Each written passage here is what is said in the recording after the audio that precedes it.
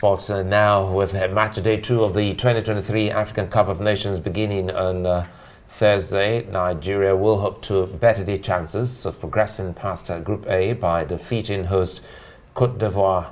Ariza sports correspondents Aaron and AB have a preview from the venue of the tournament in Cote d'Ivoire.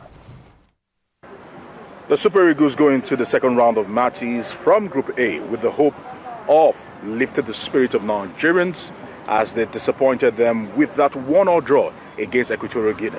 The Super Eagles are hoping that they can shock the entire nation of Ivory Coast and also silence them when the match actually comes in, because they know 3 points is at stake, and more importantly, a win will put them on a very strong start to finish top of Group A.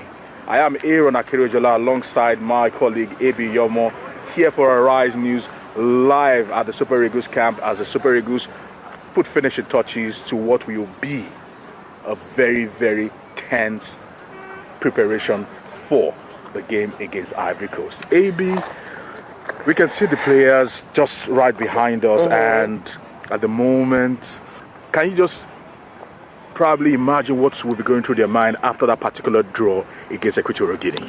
Well, for the Super Eagles of Nigeria, they will be hoping to get a much needed victory, or at least a win against Ivory Coast. When they face off this whole side, they have the home advantage, they have almost everything in their favor.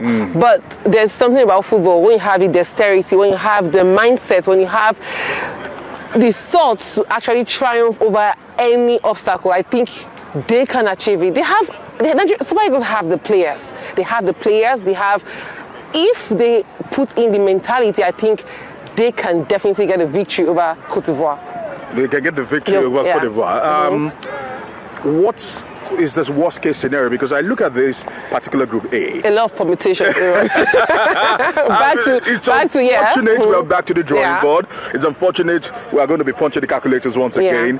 But it's the reality that we find ourselves living in right now. No thanks to the fact that when the chances came, they did not bury the chances. And when that happens in football, you pay heavily for it. Now we are back to the calculator. And I'm looking at worst case scenario, because we know that there are 3 options for the Super Eagles to get into the next round. Finish top of Group A, finish as runners up from Group A, or best losers, or finish in the best losers category. And some would say a draw is not a bad result. Should the Super Eagles be playing for a draw, or should they go all out and say, we need to win this? And you know what happens sometimes when you go to go all out to win a game, you might be caught napping. You might just capitulate. But let's not forget that the Super Eagles are not new to Cote d'Ivoire. They have faced off several times in the African Cup of Nations, in the qualifiers. And like I said earlier, the mentality has to be there. So now, if the Super Eagles of Nigeria could actually convert their chances as opposed to what they did in the first game, I think they will be victorious against Ivory Coast. Because let's not forget, Aaron, that a few of the key players in Ivory Coast are going to be out of this game. There's Pepe, Hala, and the likes of them.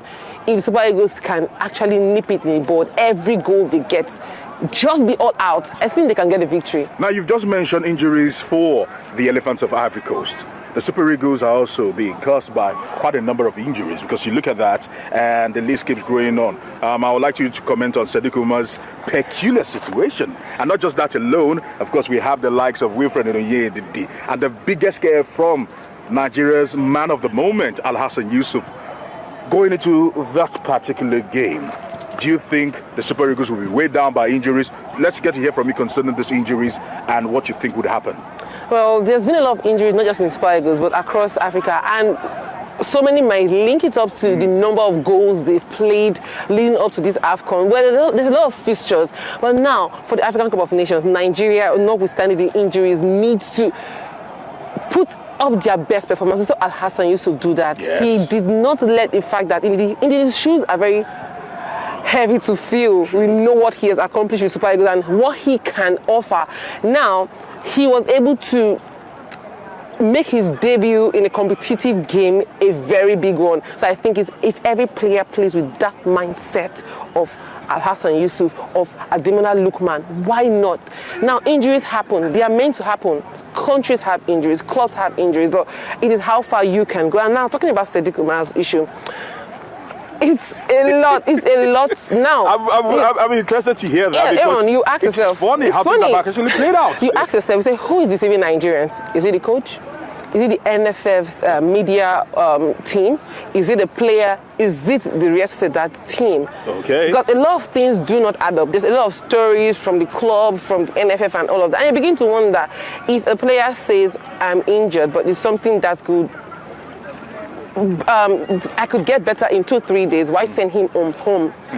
Why? Oh, wow. Now, are you saying that the rest of that doctors are a lot better than the NFF's doctors? Who said he was fit and ready to go for the Nations Cup? Okay. That's big news. All right, as we try to wrap it up, of course, we actually see the Super Eagles playing. Maybe I would like to get predictions from you concerning the encounter.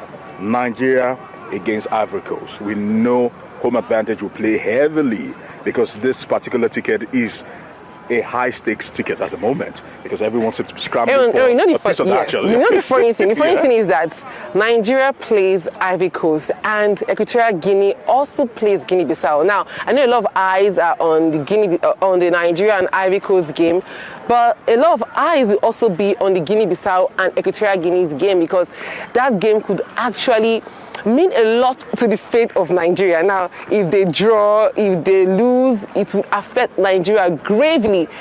Nigeria doesn't have any business thinking of other people's results. In as much as people will think of the result, what they just have to do is go there, get your goals against Ivory Coast.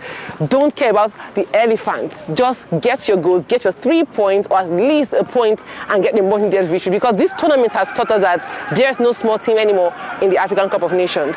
Now, as a lot of expectations follow the Nigeria's game against Ivory Coast, they know that there are no small teams. We saw what Namibia did, we saw what Mali did. We've seen a lot of small teams come up to rip off 2 points from bigger teams. So Nigeria just has to be serious.